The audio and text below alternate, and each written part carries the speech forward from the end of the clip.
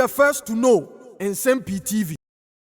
Now, the two major political parties, the NPP and the NDC, are doing the next succession plan for their political parties going into the 2028 general elections. Now, let's set the record straight.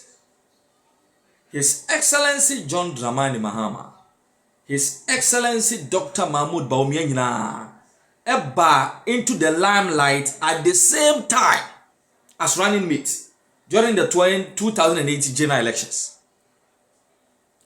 2000, the late Professor J.E.A. Mills and the Martin A.B.K. Amidu and the running mate and Olusu to former President John Ajikun Kufuor. In 2004, the late J.E.A. Mills and the Mohammed Mumuni and the Baye and the Nuswasan Lusu to His Excellency John Ajikun Kufuor. In 2008, Ebrana His Excellency John Ajikun Kufuor as 7-8 term we now the NPP presenting a new candidate in the person of His Excellency Nana Danko Kufuor. Now both the NDC and the NPP presented new running mates.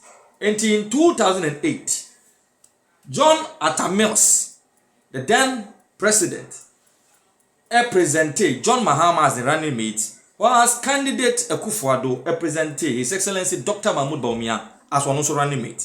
Until here, 2008 up to date 2025.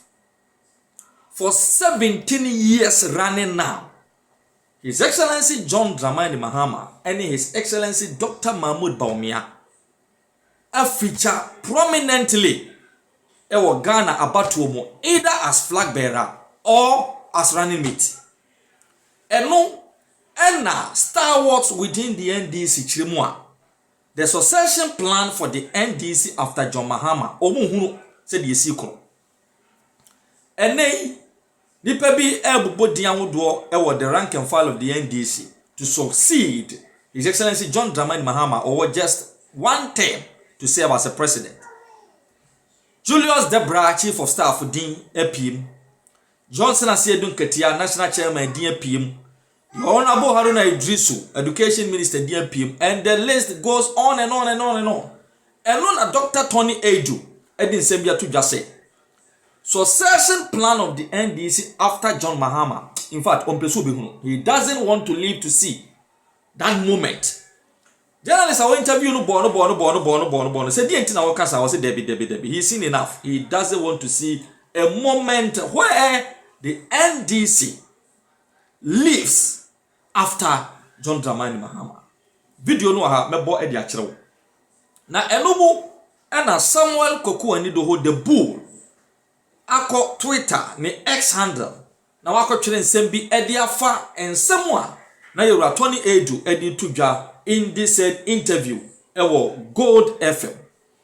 Koku Anyidoho nsem a twere ne say eno use 6 exclamation marks no say Mr. Tony Aidoo actually doesn't want to live to see the next phase of the NDC.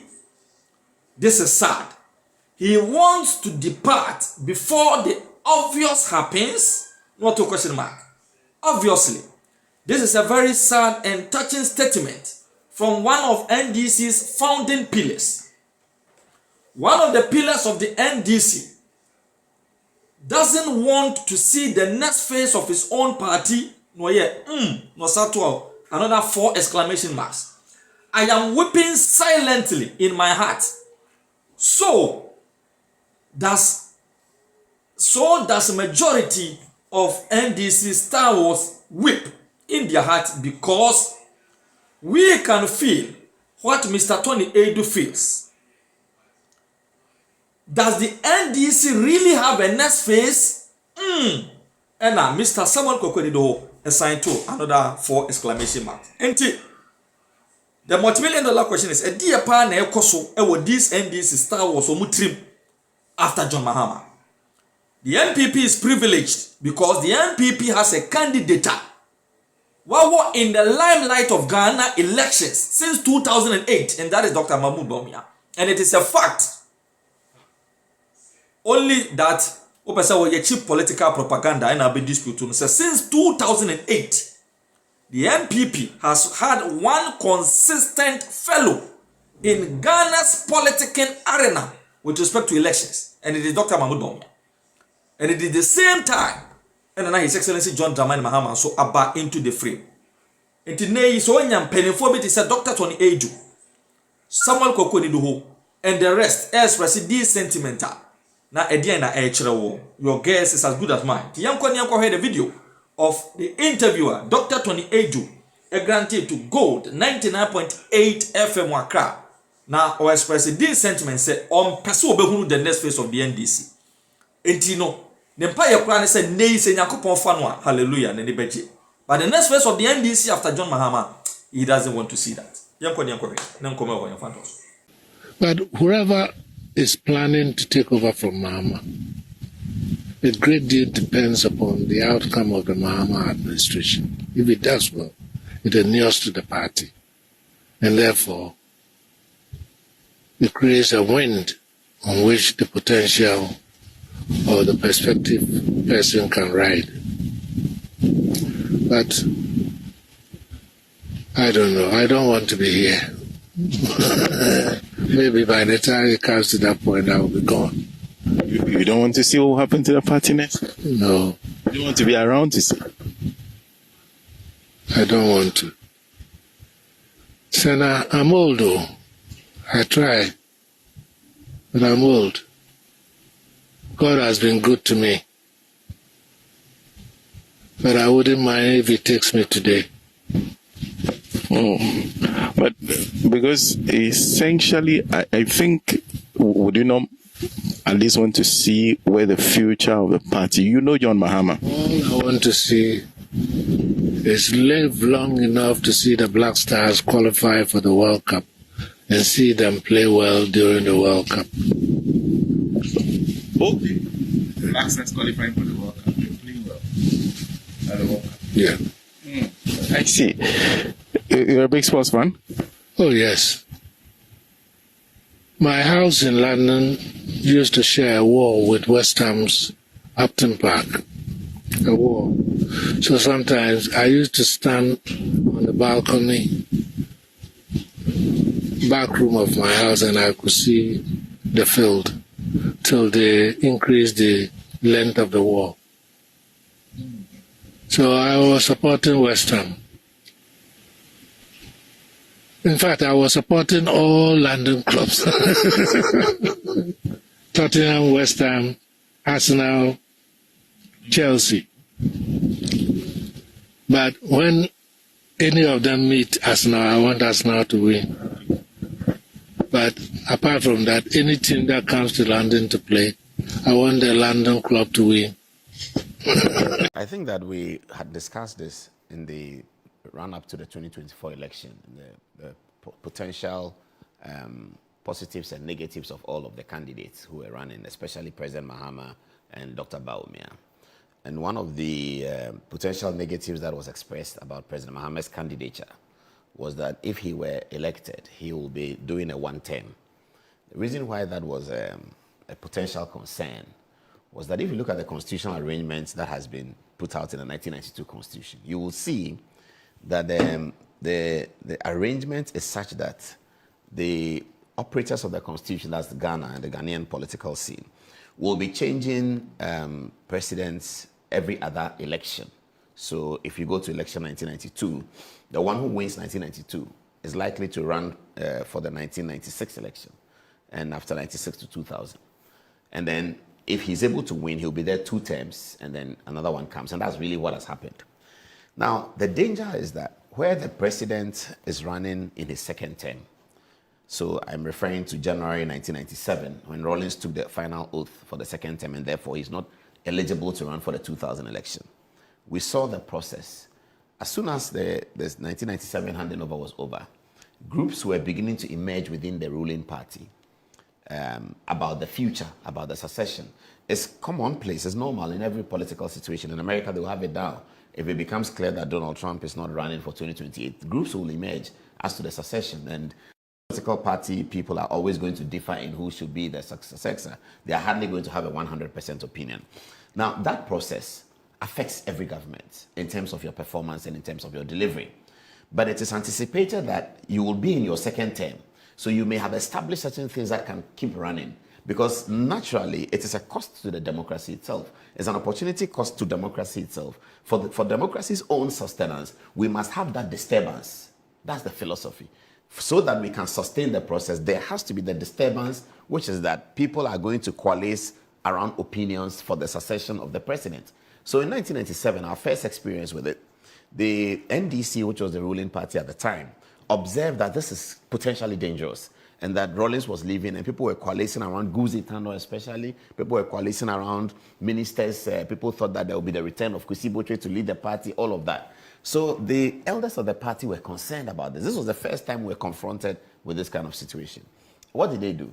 They decided to go to Flight Lieutenant Rawlings and urge him to end the conversation by declaring, and he was the supreme leader of the party in terms of the founding it and all that, so he had a very powerful voice, to end the process by declaring that Professor Mills was going to be the running mate. Now, he did this as early as 1998, 2 whole years before the election. You're talking about the sh0cks declaration. The sh0cks declaration. Now, once he made that declaration, the matter ended. And then we went into 2000 elections. NDC didn't win. But the disturbance to the government was reduced significantly because of that announcement by J.J. Rawlings. And the fallback was that Guzi Tano and co actually left the party and formed their own party. And that affected the NDC in the year 2000 elections. Then Kufuor became president. Between 2000 and 2004, there was government stability because it was obvious that Kufuor was going to be on the ballot. And so within the MPP, the ruling party, there were no people coalescing around an opinion and dividing themselves. There was nothing like that. Kufuor was going to run. The MPP, I believe, passed a resolution in one of their congress that when the sitting president is running, you don't need to have a congress. So they went through that process smoothly. Then Kufuor took the oath in 2005. As soon as he did, second term of the MPP, the government was going to be disturbed. It's a cost to democracy. So the coalition started around Alan Martin, Nana Akufo-Addo, Hackman Uswajiman, Michael Quay Jr., Michael Quay Sr., Yao Safo-Mafo, and all of these people. What did Kufuor do? He became very concerned and began to engage publicly that what is happening. Then he decided that, look, if any of my ministers wants to run for president after me, leave the office by this date. And then you saw a mass resignation. The first time we've had it, and we've never had it before, a mass resignation of about 12 to 14 ministers on one day, because this was going to disturb the government. Now, this kind of and disturbance... that's where the popular don't speak ahead of time statement came from Kufuor. The democratic arrangement, this disturbance is supposed to occur every other election. Yeah. And so we went through it in 97, then we go through it again in 2008. And then came Professor Mills. So Professor Mills ran, and he was going to run for another term when he won in 2009. So there was no disturbance of the first term, which is usual, and the government was stable. And then President Mahama came in. President Mahama came in, and then he was also running for 2016. So there was fairly stability within the context of the government. There were some small concerns, but it was fairly stable. Akufo-Addo comes in, and then he runs up to 2020. So between 2020 and 2024, we have had that kind of disturbance where after Akufo-Addo took the oath, there was a concern about the MPP stability. Alan Martin was running, the vice president is running. So you have disturbance, but they have some programs that are stable. You have a Greek minister running. The reason why you naturally will have this disturbance is that if you are a Greek minister and you must have a meeting with people towards the pursuit of policy, but you are told that the constituency chairman in a constituency that you really want to win is looking for you, and it's in Samanboy in the Western region, you will go. And so you are going to have divided attention. That should occur in a second term where programs are already running. However, this situation, so Akufo-Addo comes in with 2020-2024, we have that problem. Then we elect John Mahama in 2024. Then the next election cycle, you are having that problem again. That is where Ghana is losing. That's the danger. It's not a danger to NDC, it's a danger to the stability of the government. And it's a cost to democracy that is necessary for democracy's sustenance. So we find ourselves in a catch-22 situation. There's nothing that we can do about it. But it's a story, a lesson that we learn for the future. Because naturally, this government is going to have a stability problem. And more so because the people who are interested in the succession are very key and core to the movement of the government and its policy. chief of staff. That's a very powerful, important position. And this is the first time we've seen a chief of staff who is so affable, like Julius. People like him. People are calling on him. The youth are following him when he's running. They want him to become president. And he's chief of staff of the government. Then you have a great minister. Then you have as key a person as a finance minister in a first term running for office for president. That's devastating. Your chief of staff is competing with your finance minister for the succession of the president. Then the party that is supposed to give stability to these things, call everything to order and say, look, we are the NDC party. We put you in the government. This thing you do, you have to stop. That's not going to happen because the chairman of the party is also eyeing the succession. So that's a problem. I hope that civil society experts and pollsters are looking at this difficulty. It's a problem that we have to take because we need it to sustain democracy. But it's a problem that is intended to occur every other election cycle. Here we're having a back-to-back, and that's going to be devastating. So when I saw it, I was just hoping that it will start, but it will start late. But here we are. Before 1 year is done, a great minister some months ago indicated quite clearly, polls are showing that Ato Forson is doing very well. Polls are showing that Idrisu Haruna, who has actually not stepped forward, is leading. He has done very little in the public to indicate that he wants to be president after John Mahama. But the polls show that he's leading, and that means that there's a big call on him from the grassroots to come into the race. What portfolio is he handling? Education. Such a critical portfolio handled by such an important person would have to have some ifs, buts, negatives about it because he's running for president. So Johnson Asiedu Nketiah's thank you tour, it doesn't come to me as a surprise. He wants to indicate that he is the alter ego of the process. He wants to indicate that he's leading the process. He wants to show the rest of the people that he's in command and control of the party infrastructure. That's really what he's doing. And you can't begrudge him for that. Now, the narrative that has come from Asiedu Nketiah's camp, which is in support of the thank you tour that he's doing, says that there was a three-pronged election campaign approach. There was President Mahama's approach, the vice president's approach, and the party chairman's approach. Yes. President Mahama's approach and that of the vice president were both directed at winning votes for the presidential seat. And the party chairman's approach was winning the parliamentary. So what Asiedu Nketiah is trying to put out in this narrative is that whereas President Mahama won the presidential elections, it was he, Asiedu Nketiah, that guaranteed the supermajority that the NDC have in parliament. And therefore, the NDC owes him something. That's really the point that he's making. And he may have a point in doing so because he knows the party better. He's been through the deep roots of the party. He's been the eternal general secretary of the party before he became chairman. So yes, he has a point. So, I mean, really, we can't do anything about it. Ras Mubarak can shout all he wants. This thank you tour is going to happen, and the grassroots are excited about it. Now, guess what Asiedu Nketiah does on the first day of the thank you tour? He tells the people, he knows that there are the concerns about appointment. He knows that the government will be able to give appointments to fewer people than many. He knows. And he knows that has happened. So his first message is what? Those of you who didn't have appointment, your time is coming. When is your time coming? Your time is coming in my time. That's really what he's telling them. That don't worry, it's a 4-year cycle. If you don't get appointment, you elect me, we win 2028, that's your time. Now that's going to generate more votes because those who didn't get appointments are more than those who got appointments. So straight away, he started cutting the party into pieces. And I don't know what we're going to do about that. But to the extent that he's not a government appointee, does that matter too? None of them are saying anywhere that they're interested in leading the party in 2028. So, aren't these analyses that we're making a bit premature? Well, we've been here many, many times. So we know, we can see it. We know it when we see it. So we know when somebody is running for president. Yeah. We know even when somebody wants to run for president 20 years later. We know. When you were last parliament, when Samia Oku and Pon Nkrumah and Co came to parliament, there were talks like that. So as for political observation, politicians don't hide these things. They may not say it, but they don't hide it. So it's clear that Eric Opoku is running for president. It's obvious that the chief of staff is running for president. The Johnson Asiedu Nketiah, the party chairman, is running for president. Case Ato Forson is beginning to have meetings running for president because you can't have these meetings in secret. And the NDC in parliament is looking this way, that way, because they look at each other in terms of the color of the succession. Are you Julius or you Asiedu Nketiah? Are you Julius or Asiedu Nketiah? So there's Julius DCs, there's Asiedu Nketiah DCs, there's Julius MPs, There's Asiedu Nketia MPs. There's Julius deputy ministers. There's Asiedu Nketia deputy ministers. And this is a government that's less than a year old. I am worried for Ghana. I see.